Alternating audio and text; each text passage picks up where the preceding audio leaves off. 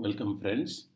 Uh, we have discussed uh, earlier the cost of equity individually, like cost of equity, cost of debt, cost of preferred. Cost of equity, little we are having two different ways which we have seen, like CAPM and CDGM, capital asset pricing model and capital constant dividend growth model. For preferred, it is too direct, and for debt, we have used the YTM. After that, it is now the turn for WACC calculation or weighted average cost of capital calculation. In any company, you have, when we are talking about the cost of equity or cost of debt, we have the weightage to be seen into account, like in capital structure, how much contribution each one is having. Like if the total capital structure is 100 million, debt is having 20 million, then the weight of debt is, or the percentage of debt in the capital structure is 20%. The preferred is, for example, 10 million, then the percentage of contribution in the capital structure by preferred is 10%. And remaining 70 million is issued by equity. That means the weight of equity will be 70%. So first calculation is that, the weight calculation. Next is cost of equity calculation. We either do through the CAPM or through the CDGM. We have seen earlier. Cost of preferred we calculate by using the dividend divided by share price. And cost of debt, we there are many different ways are there. The popular one is the YTM is being taken as the cost of debt. And cost of debt is eligible for tax benefit because they are tax shield instrument. Therefore, cost of debt multiplied by 1 minus tax. We have done for General Electricals, and we will do the WACC calculation of General Electricals here. Why? We have calculated the WACC of General Electricals for cost of debt. Pre and post, both we have seen for General Electricals cost of debt. We have calculated the cost of preferred for General Electricals. And we have calculated cost of equity also for General Electricals. Say for example, this is the cost of equity of General Electricals, CAPM and CDGM way. And we calculated the cost of equity of General Electricals here as 15.8% as the cost of equity of General Electricals. Similarly, cost of preferred we have calculated for General Electricals here, 4.08%. And we have calculated the cost of debt of General Electricals as 1.98 pre-tax and 1.287 as post-tax. So we have now input for General Electricals cost of debt pre and post-tax, cost of preferred and cost of equity both way. Here we have used the cost of equity taking the dividend growth model. So using this and cost of equity for General Electricals using the CAPM 10.8%. So we have pre-tax cost of debt, post-tax cost of debt, cost of preferred and cost of equity for General Electricals through CAPM approach 10.8, cost of equity of General Electricals through CDGM approach 15.8. All these inputs we have. Now let us calculate the WACC for General Electricals. So first of all, before going for the WACC calculation, let us see the formula for WACC. The formula for WACC will be very simple: cost of equity multiplied by weight of equity plus cost of preferred multiplied by weight of preferred plus cost of debt 1 minus tax multiplied by weight of debt. So normally many companies, of course, General Electricals is having preferred, but many companies they don't have preferred. So they have equity and debt. If preferred is having also very low percentage, so normally equity and debt are the major component of the capital structure.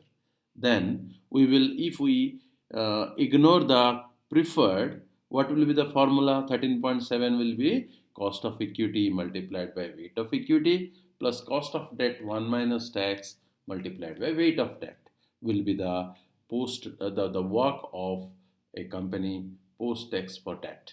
So this is the way, and if you want to make it pre-tax, then simply cost of equity multiplied by weight of equity plus cost of debt multiplied by weight of debt. That will give you WACC pre-tax of debt.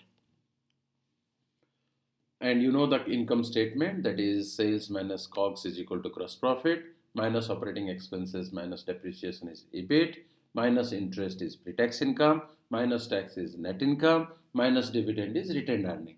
This is the way we develop our income statement.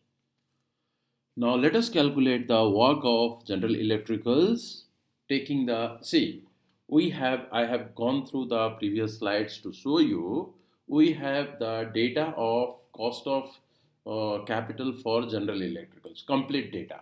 We have the cost of debt, pre-tax and post-tax. We have the cost of preferred. We have the cost of equity, both CAPM way and CDGM way. We calculated all these things in the previous slides. Now, what we need for calculating the work for General Electricals? What is missing? That is the weights missing. How we will calculate the weights? For that, we need the value of equity, preferred and debt, the capital structure we need. General Electricals common stock, preferred stock and debt were 276,880 million common stock, 6,000 million preferred. As I said you, normally preferred is very low in a capital structure. You see, 276,880 is the equity, million is the equity, whereas 6,000 million is the preferred minimum. Debt is 198,270 million respectively. That means equity, preferred and debt.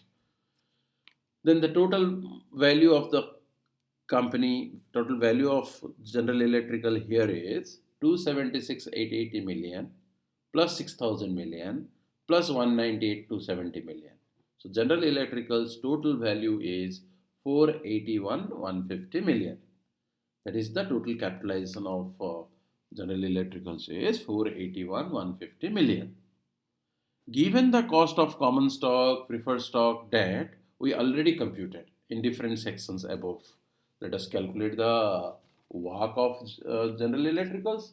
GE has 10.8. We have taken the CAPM because that is the minimum cost of capital we got.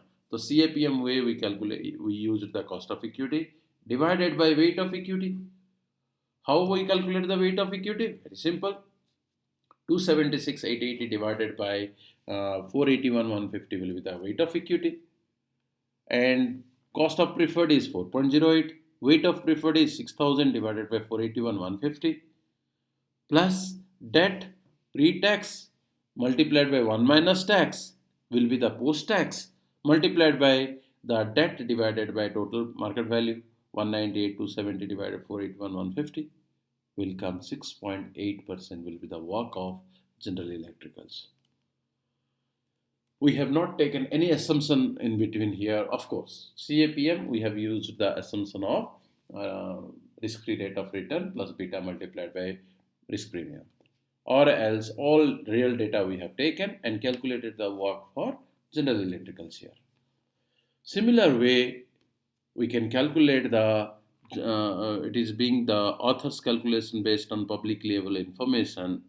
The all publicly available information author has used and calculated the work for 2016. Hershey, Target, Nike, Nordstrom, Johnson and Johnson, German, Starbucks, ExxonMobil, Apple, Microsoft, Boeing, Amazon, AMD, all these things. The beta is taken, cost of equity taken, then cost of debt taken, percentage of equity, percentage of debt, WACC is calculated. You can see here all these cases your percentage of equity and percentage of debt might not be 100%. That means some preferred is there, or else all equity company and debt companies are there, no preferred. So taking that, the WACC has been calculated here. So here is what about the work calculation. Methods practice are, normally we use the net debt. Instead of debt, we take the net debt. Remember, In the chapter 2, when we were talking about financial statement analysis, there we have used the enterprise value. Enterprise value is equal to market capitalization of equity plus net debt. Net debt is equal to total debt minus cash and cash equivalent. So debt minus cash will be the net debt, and market value of equity added with net debt will give you the enterprise value. So for calculation of work, instead of taking the total market value, you can take market value of equity divided by enterprise value plus cost of debt 1 minus tax multiplied by net debt divided by enterprise value. What we were using, total debt divided by total market capitalization. Instead of total market capitalization, we can use the enterprise value. That is also that method also in practice. Many practitioners they do it. So it is also can be possible.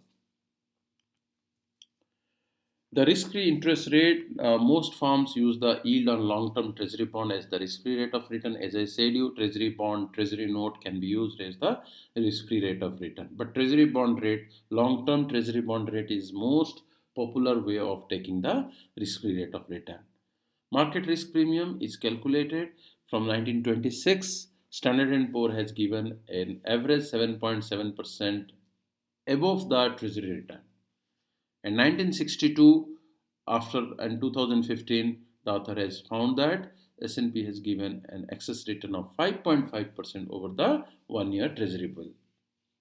So here is the data given: 1-year treasury, 10-year treasury. The 1926 to 2015, the excess return is 7.7%. 1965 to 2015, 5% excess return. 10-year treasury note, the excess return is 5.9% and 3.9% from 1965 to 2015. So here let me stop for your question answer.